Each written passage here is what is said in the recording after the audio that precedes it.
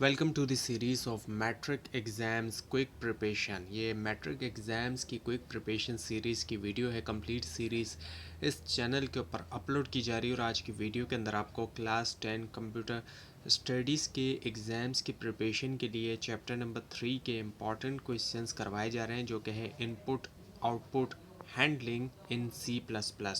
तो शुरू करते हैं आज की इस वीडियो को। So basic structure of a C program जो है, C++ प्रोग्राम जो है, ये इम्पोर्टेंट में से है। तो सबसे पहले जो है इसमें वो है हेडर फाइल का इंक्लूजन जो है वो होना। हेडर फाइल जो होते हैं इनको इंक्लूड किया जाता है ताकि यूज़ करें बिल्ट इन फंक्शन जैसे कि इनपुट या आउटपुट वगैरह। और उसके बाद है फिर name space declaration using name space standard. So ये जो है क्या करता है, अलाउ करता है स्टैंडर्ड फंक्शन को बगैर जो है लिखे हुए स्टैंडर्ड जो है अगेन एंड अगेन तो बार बार यानी लिखे बगैर। और फिर है मेन फंक्शन डेफिनेशन। ये जो है वो स्टार्टिंग पॉइंट होता है हर C++ जो प्रोग्राम है उसका। और उसके बाद है फिर statements inside main executed sequentially, यानी जो स्टेटमेंट्स होते हैं ये रन होते हैं वन बाय वन। उसके बाद है फिर जो purpose of hash include IO stream है and using name space standard. तो अगर हम बात करें हैश इंक्लूड आईओ स्ट्रीम की, तो इसको यूज़ करते हुए इंक्लूड किया जाता है इनपुट या जो आउटपुट होता है लाइब्रेरी जो है एक C++ प्रोग्राम के अंदर।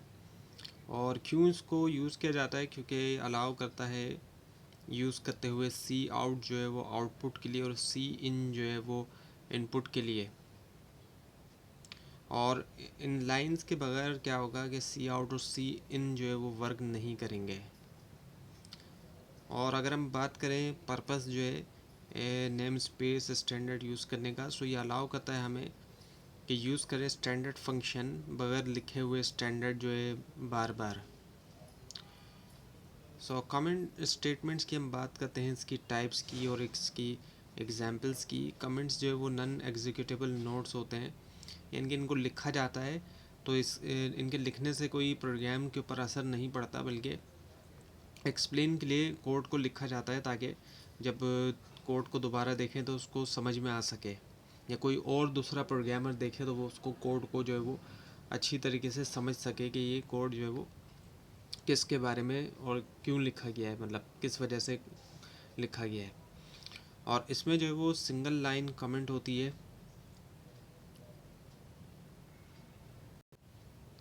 और इसमें जो है वो डबल स्लैश का जो है वो इस्तेमाल किया जाता है। और हर चीज़ जो होती है डबल स्लैश के बाद लाइन के ऊपर उसको इग्नोर किया जाता है।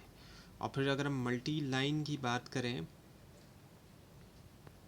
तो इसको यूज़ किया जाता है मल्टीपल लाइंस, जब एक से ज़्यादा लाइंस की हम कमेंट लिख रहे हैं वहाँ पर किया जाता है। और हर चीज़ जो होती है स्लैश स्टार के दरमियान उसको इग्नोर किया जाएगा, इन दोनों को। यानी कि एक तरह के जिस तरीके से ब्रैकेट के अंदर हम लिखते हैं चीज़, इस तरह इनके दरमियान हम लिखते हैं तो उसको इग्नोर जो है वो किया जाएगा। ये वो प्रोग्राम का हिस्सा नहीं बनेगा, बल्कि उसको समझने में इस्तेमाल किया जाएगा।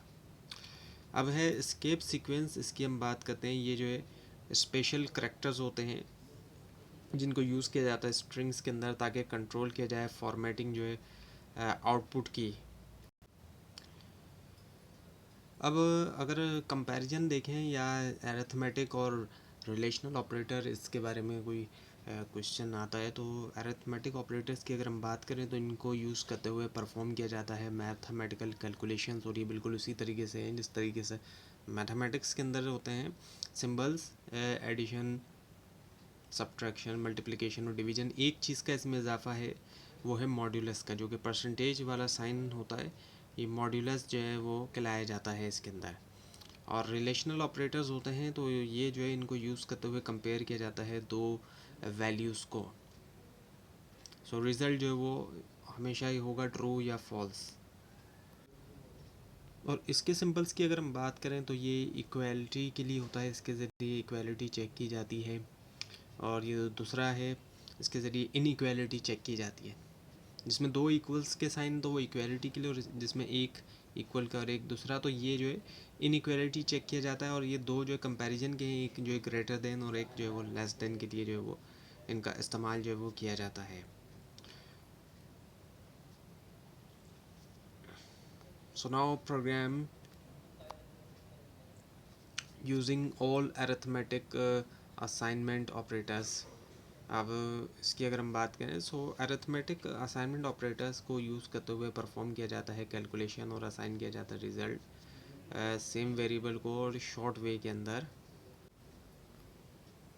तो अगर एग्जांपल लें तो ए ऐड एंड असाइन 5 हो गया, और फिर हो गया a subtract and assign 3, and a multiply and assign 2, और ए डिवाइड एंड असाइन 4, इसके अलावा ए मॉड्यूलस एंड असाइन 3। तो ये थी आज की वीडियो। आपको अगर इस बारे में कोई क्वेश्चन है, ख़ास तौर पे इसमें कोई मिस्टेक दिखाई तो ज़रूर हाईलाइट कीजिए। और इस पूरी सीरीज़ को देखने के लिए और एग्ज़ाम्स की प्रिपरेशन के लिए इस चैनल को सब्सक्राइब कीजिए, बेल आइकन के ऊपर क्लिक कीजिए। Thanks for watching this video and best of luck.